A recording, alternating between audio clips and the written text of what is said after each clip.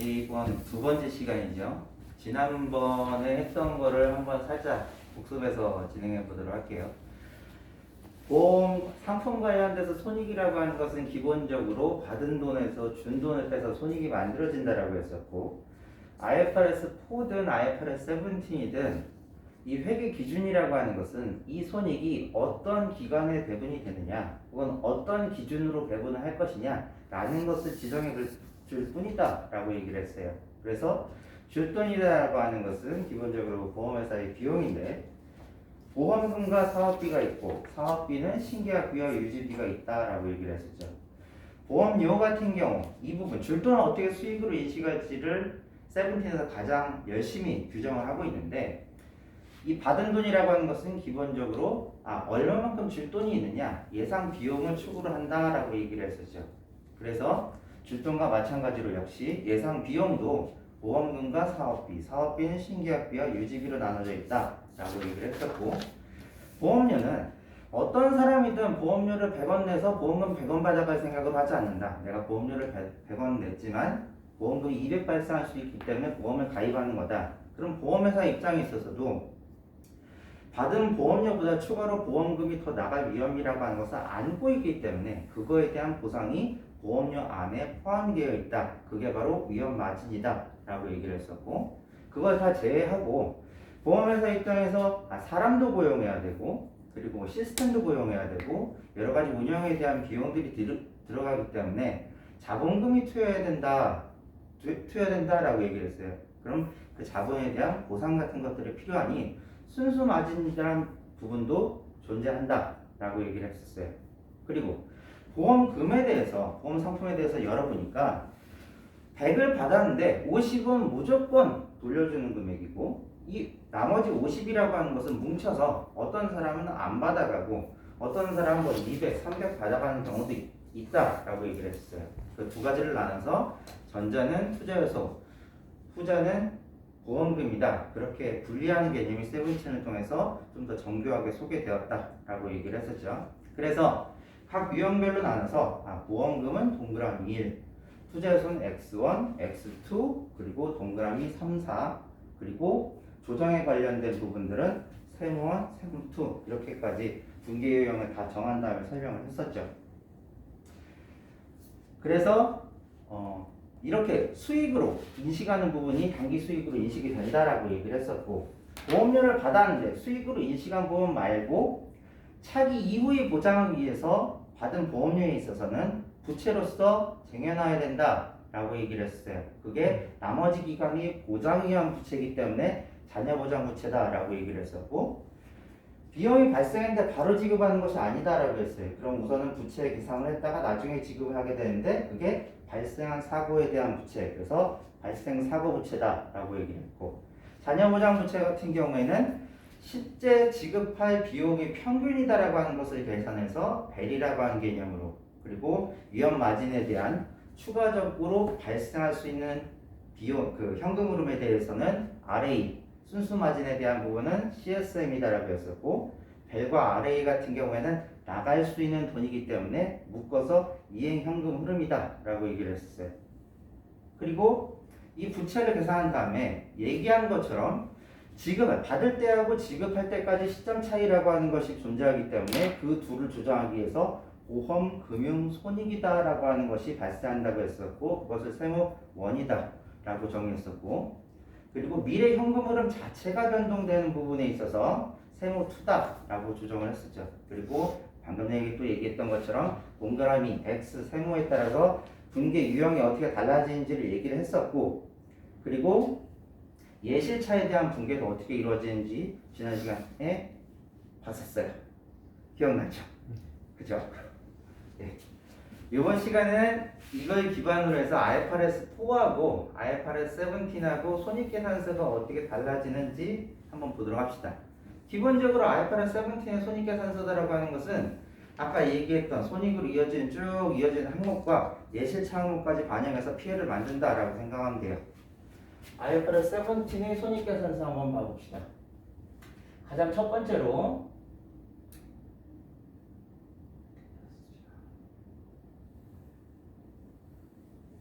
보험, 수익이다라고 하는 것이 발생을 하는데 이 보험 수익이라고 하는 것은 기본적으로 받은 보험료 중에서 당기분 보험료 상각에서 인식하는 거다라고 이해를 하면 될 것 같아요. 그래서 가장 첫 번째 예상 비용에 대한 보상 부분이 있다라고 얘기를 했었죠. 예상 비용이다라고 하는 것은 또다시 보험금과 사업비로 나눠진다라고 얘기를 했었고, 사업비는 역시 신계약비와 유지비로 나눠진다라고 얘기를 했었어요. 근데 이 신계약비다라고 하는 것은 단기에 지급된 모든 신계약비가 아니라 지급된 것 중에서 단기 상각분이다라고 얘기를 했었죠. 그리고 예상 비용이에 보험료 중에서 뭘 또 상각에서 수익으로 인식한다라고 했어요? 위험 조정에 대한 거. 위험이 있었는데 기간이 지나니까 그것만큼 위험이 줄어들었다. 그럼 줄어든 부분만큼은 상각에서 수익으로 인식하겠다라는 게 RA 상각. 세 번째로 순수 마진 중에서도 단기분에 대한 단기에 서비스 제공된 부분만큼은 상각에서 수익으로 인식하겠다라고 했었고, 네 번째는 지난번에 설명을 하지 않은 부분인데 손실 부담 조정 부분이 있었어요. 이 부분은 손실 부담이다라고 하는 건 기본적으로 비용에서 발생하는 것이 많은데 왜 수익에서 조정하느냐라는 거에 대해서 다음 시간에 설명하도록 할게요. 그리고 이렇게 보험 수익을 계산한 다음에 두 번째로 비용, 보험 서비스 비용, 세븐틴에서 보험 비용, 보험 서비스 비용으로 정의하고 있다라고 보면 돼요. 이 보험 서비스 비용에 대해서는 실제 비용이 기본이 된다. 실제 비용은 앞에서처럼 보험금, 사업비 나눠지고, 사업비라고 하는 것은 신계약비와 유지비로 나눠진다. 신계약비는 위에서 마찬가지로 지급된 모든 신계약비를 비용으로 인식하는 것이 아니라 단기분 상각되는 부분만큼만 비용으로 인식하면 된다라고 했어요. 여기까지가 맨 윗줄, 지난 시간 맨 윗줄을 통해 설명한 부분이고, 이제 예실차 부분을 한번 보도록 하죠. 예실차에서 동그라미 쪽 예실차는 그냥 깡깡 터지기 때문에 조정이나 추가 분계라고 하는 것이 없다라고 얘기를 했었어요. 그리고 X1 투자 비용이 본 게 있어서 조정은 CSM을 조정하기 때문에 이건 손익에서 드러나지 않는 거고, X2에서 신계약비의 조정에 있어서 단기분 예실차들을 조정하는 부분에 있어서 PL로 반영하는 부분을 하나 설명을 했었죠.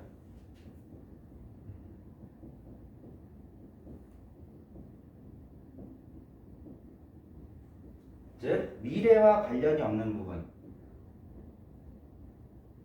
과거와 단기에 관련된 신계약비 예실차는 바로 PL 조정으로 들어간다 라고 보면 되고, 세 번째 조정 부분, 세모 1은 보험금융 손익이었고 세모 2가 미래현금흐름 관련된 부분이었는데, 미래현금흐름 관련된 부분이 자녀보장 부채에 대한 조정과 발생사고 부채에 대한 조정으로 나눠진다라고 했었고, 발생사고 부채 조정을 먼저 써볼게요.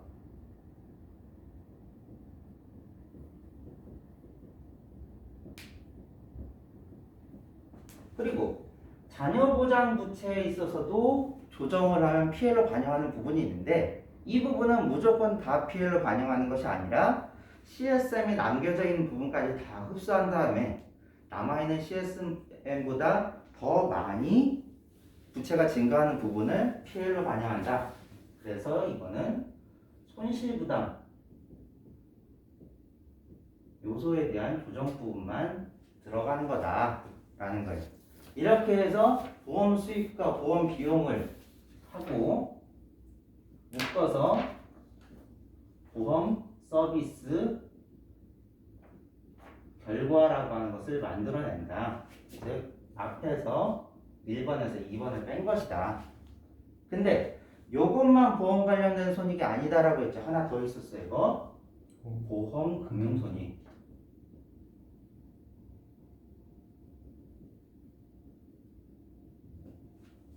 이것까지 해가지고 총 보험 손익이라고 하는 게 만들어진다. 그럼 지난번에 했던 거에서 도형을 붙여보자고요. 보험금 뭐였어요? 동그라미 1이었죠. 사업비 삼각에 관련된 거 X2라고 했고 동그라미 2 아래 CSM도 동그라미로 이어진다고 했으니까 동그라미 3, 동그라미 4 손실부담 조정은 미래 서비스에 대한 조정 부분이니까 세모 2 실제 비용에 대한 부분 보험금은 역시 동그라미 1 신계약비 단기 상각부는 X2 사업비 유지비에 대한 부분 동그라미 2 신계약비 예실차에 대한 부분은 X2에 대한 부분인데 조정이니까 이거하고 차별화를 두기 위해서 프라임 하나 붙이고요. 발생사고부채에 대한 조정은 미래 서비스에 대한 부분이니까 세모 2 이것도 세모 2인데 이거는 발생사고부채 조정이고 이건 자녀부장부채에 대한 조정이니까 편의상 이거는 다시 1, 다시 2라고 칩시다.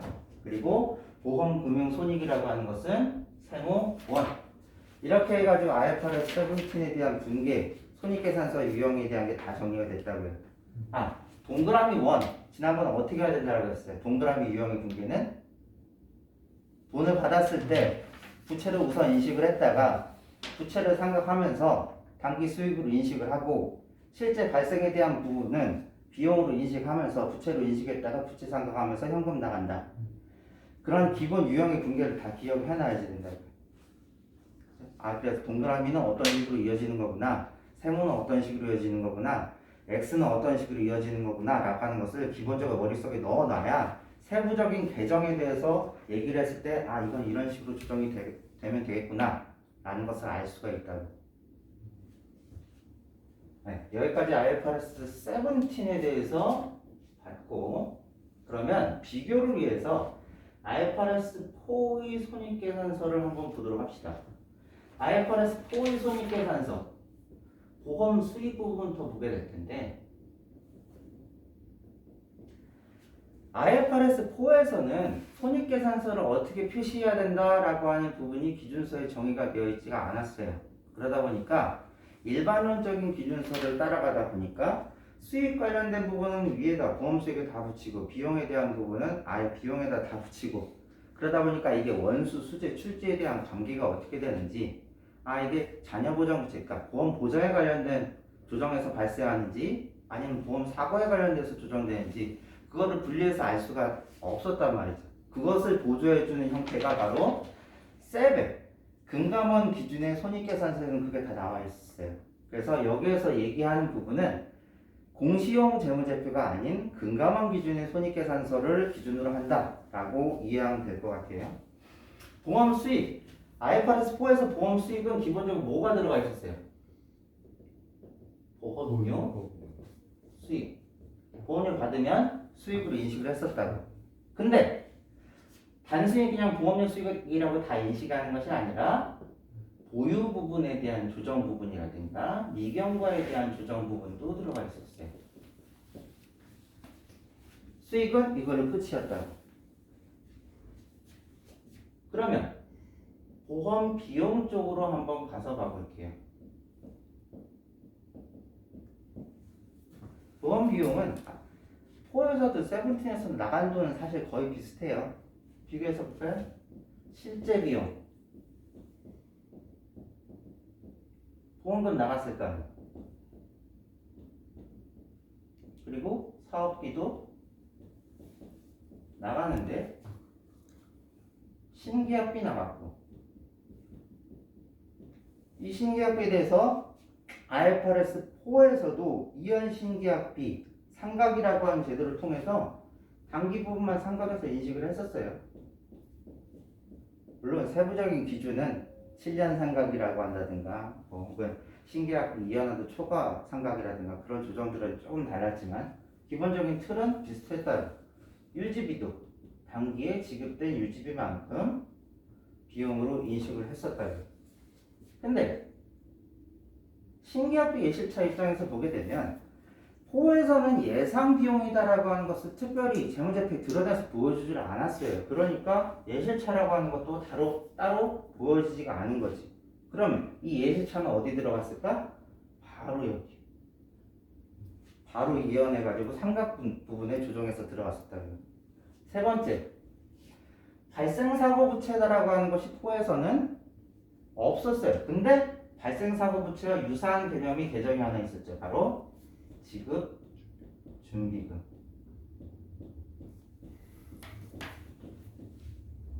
네 번째, 손실부담 조정 없죠. 예상이라고 하는 것이 없었으니까 손실부담 조정할 것도 없는 거죠. 이렇게 해서 보험 손익이라고 하는 게 만들어지지 않았고 하나가 더 있네. 보면 특이한 계정이 하나가 있어요. 뭐다? 보험료, 적립금, 비용. 이렇게 해서 보험 손익이 만들어져요.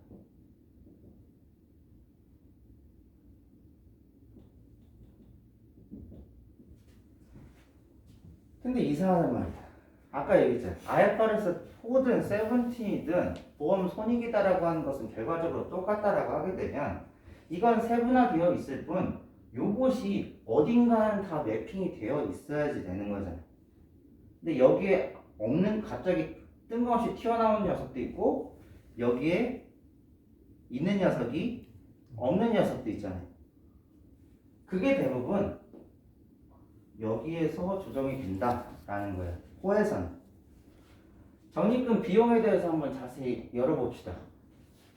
적립금이다라고 하는 부채예요. 부채가 늘어나면 비용을 잡는 거라고. 즉 부채가 늘어나기 때문에 비용으로 잡습니다 라는 적립 비용이다라는 부분. 이 부분이 있는데 이 부분은 왜 부채가 늘어나냐? 고객이 보험료를 납부했기 때문에. 즉 그 부분만큼 차감 보험료 납입 부분만큼 차감해 가면서 부채를 인식했다. 그것만큼 비용으로 인식한다.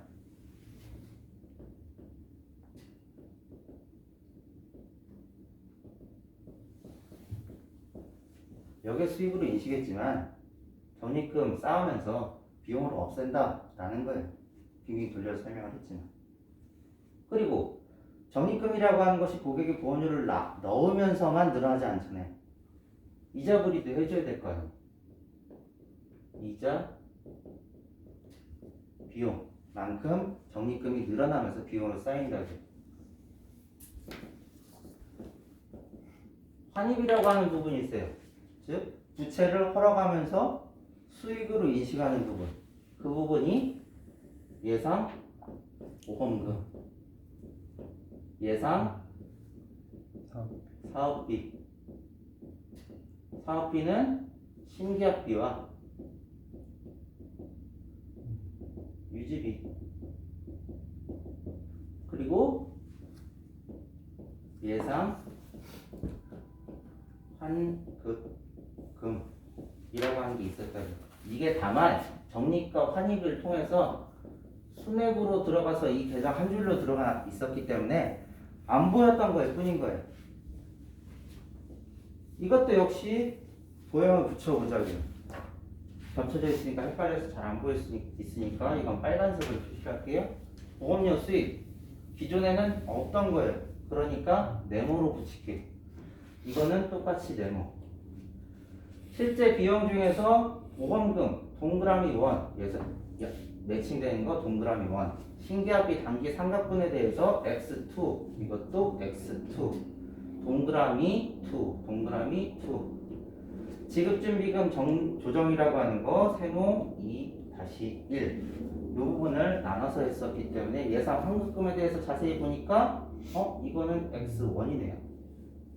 이거는 그럼 보자고요. 여기에는 x1이라고 하는 것을 없었어요. 그게 없었다고. 근데 여기는 x1이 생겼어.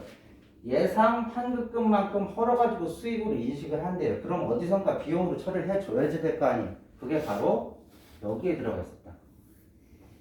이거는 공일이고 실제 환급금이라고 하는 부분이 비용으로 포해서 인식이 되고 있었단 말이에요. 주소 없이 쭉 정리를 했는데 저쪽 부분이 IFRS 17 손익계산서고 이쪽 부분이 IFRS 4에서의 손익계산서다 라는 거예요. 그러면 여기 통해서 한번 차이점이 뭔지 한번 정리를 해보자. 첫 번째, 가장 큰 차이. 첫 번째 시작점의 차이가 뭐예요? 보험료 수입 시점에 수익을 인식한다라는 거. 포기준으로 쓸까요? 수익을 인식했었다라고요. 그게 도형으로 네모. 그래서 포회사의 가장 큰 특징이 뭡니까? 라고 얘기를 할 때 사람들이 가장 많이 얘기하는 것 중에 하나가 현금주의. 물론 그거 전부 다 수익 인식하고 끝이 아니라 조정하는 항목들이 분명히 있긴 했었지만 받을 때 수익으로 인식을 했었기 때문에 현금주의다라고 얘기를 했었다. 그리고 그 매출이라고 하는 규모가 영업에 반영이 됐었기 때문에 사람들이 많은 보험회사들이 손익으로서의 개념이 아니라 얼마나 영업을 많이 했어 규모의 경제로 접근하는 경우가 많았었단 말이죠. 그거에 대한 부작용도 당연히 있었고요. 그리고 둘째로 판매 시점에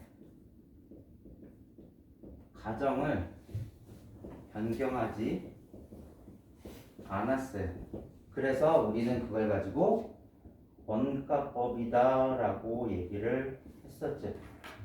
그게 뭐냐면 부채를 한번 딱 인식한 다음에 평가를 해가지고 조정을 하지 않았었다라는 거예요. 다만 LAT는 제외. LAT에 대해서는 다음에 시간이 될 때 더 설명하도록 하고 부채를 조정하지 않다 보니까 이게 손실이 될 것 같은데 그 부채의 평가를 통해 손실을 바로 인식하지 않는 형태로 회계 처리가 됐었다고요. 그래서 용어를 정리해서 얘기하면 손실 요소를 이연해서 인식했다 라는 거죠. 여기 한번 숫자를 한번 만들어 볼까요? 1기간하고 2기간하고 3기간에 료가 100이 들어올 거예요. 근데 금은 100이 나가고 110이 나가고 120이 나갈 거다라고 봤을 때 호에서는 나중에 더 나갈 것을 알고 있음에도 불구하고 이때 손익으로 인식하지 않고 실제 터지는 시점에 손익을 인식했었다라고 하는 거예요. 근데 세븐틴 입장에 있어서는 야 이거 보니까 300 들어오고 330 나갈 거 아니야. 그거 마이너스 30만큼 지금 알았을 때 바로 손실로 인식을 해. 이런 차이가 있다라고 하는 거죠. 그리고 세 번째 차이. 손익의 원천이 확인이 되지 않았다. 가장 큰 이유가 뭐겠어요? 이 보험료 적립금이다라고 하는 것이 한 줄로 들어있다 보니까 왜 수익이 발생하고 비용이다라고 하는 것이 확인이 안 됐다라는 거예요.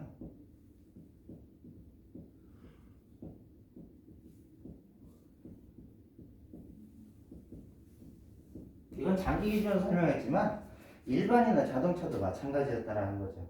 보험료 상각이라고 하는 것을 통해서 인식했지만 예상 보험금이라고 하는 것과 예상 사업비라고 하는 것을 분리해서 표시해주진 않았거든요.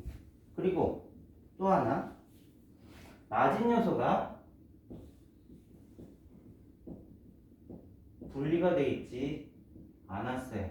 마진 요소 뭐가 있어요? 동그라미 3과 동그라미 4. 여기는 있었는데 여기는 없다. 그럼 저게 어디 들어가 있을까? 여기 들어가 있어요. 예상 보험금이라든가 예상 사업비라고 하는 부분에 마진 요소를 포함해 가지고 경과를 시키고 있었다. 뭉쳐서 보여져 있었기 때문에 여기서 제대로 보이지도 않았었다. 환입에 묶여 있었다라는 거예요. 그리고 네 번째 투자 요소의 손익 처리 X1. 여기서는 아예 처음부터 부채로 인식을 하고 투자 요소는 손익으로 인식을 안 했었는데 여기는 받았을 때나 지급했을 때 이 X1이라고 하는 것이 손익에 반영이 되어 있었다. 차이가 있다는 거죠. 그리고 다섯 번째로 보험, 금융, 손익을 분리하지 않았다. 이게 바로 세모 1. 여기서는 보험 손익 다 계산하고 시점 차이에 따른 보험 금융 손익이라고 하는 것을 세모 1이라고 하는 것을 반영을 시켜줬었는데 4에서는 쭉 하다가 이 적립금이 손액 안에 들어가 있었다라고요. 그래서 금융 손익이라고 하는 것이 겉으로 잘 드러나지 않았었다라고 하는 거죠. 그래서 IFRS 4와 17 손익계산서가 이렇게 차이가 있고 그 차이점이다라고 하는 것이 어떤 의미를 가지고 있는지까지 정리를 해서 봤었어요. 예, 이번 시간에 여기까지 해서 끝내겠습니다.